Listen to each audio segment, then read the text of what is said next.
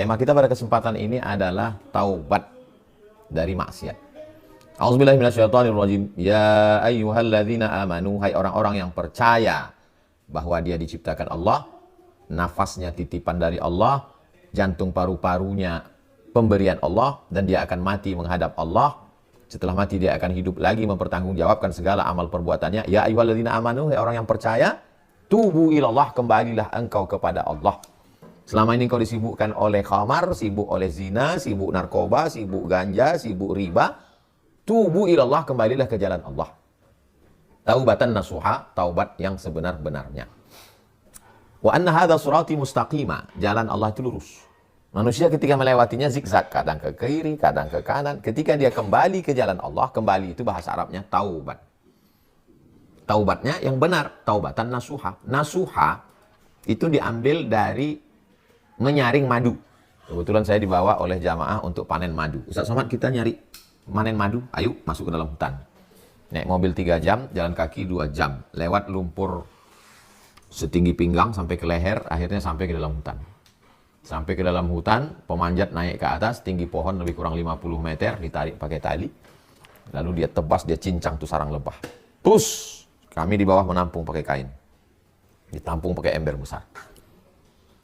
Ada lilinnya, sarang tawon, anak lebah, induk lebah, bangkai lebah, ranting-ranting, sampah-sampah. Terkumpul semua di atas kain. Lalu kemudian keluarlah madu yang murni, original, bersih. Itu yang disebut dengan nasuha. Nasuha artinya menyaring madu hingga jernih, bening, bersih, tak tercampur dengan kotoran. Jadi kalau disuruh taubat nasuha, kita semua ini penuh dengan sampah masa lalu. Sampah mata, sampah telinga, sampah otak, sampah pikiran, sampah kolbu, sampah lisan, sampah lidah, sampah tangan, sampah kaki. Disaring dia, setelah disaring dengan taubat nasuha, maka keluarlah madu, syifa. Alaikum bisyifa, ini hendaklah kamu berobat dengan 2. Al-asal, madu, wal-Quran. Al-Quran.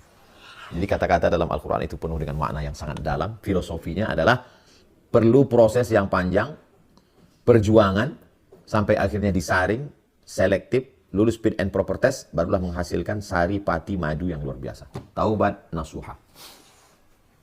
Mengapa orang perlu bertaubat? Karena kalau kita mati, faman ya'mal mithqala dzarratin khairan yarah, sebesar biji sawi akan dilihat, dipertanggungjawabkan di hadapan Allah Subhanahu wa taala.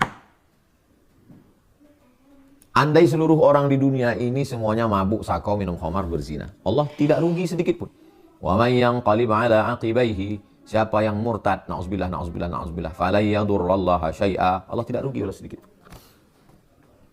Seandainya semua orang di dunia ini taubat, hijrah, baik, Allah juga tidak untung sedikit pun. Allah tidak ada keuntungan, kepentingan apa-apa. Wa may yashkur fa inna ma yashkuru li nafsihi, siapa yang bertaubat, siapa yang bersyukur, dia sedang berbuat untuk dirinya sendiri.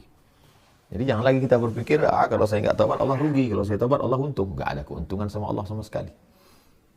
Kita berbuat itu hanya untuk kebaikan diri kita di dunia. Ada ketenangan batin, tidak lagi memakai narkoba, tidak lagi ketergantungan khamar, minuman keras. Saudara-saudara kita yang tidak Islam pun di Eropa, itu mereka tetap ikut konseling bagaimana berhenti ketergantungan minuman keras. Coba lihat gambar wajah pemakai narkoba sebelum tobat, sebelum hijrah dengan setelah. Kusam, lusuh, layu, tidak bersemangat. Kalaupun dia bersemangat ketika makai, habis itu down lagi. Berakhir dengan bunuh diri, gila, dan lain sebagainya. Maka tidak ada jalan lain hidup ini kecuali kembali ke jalan Allah SWT. Taubat nasuha.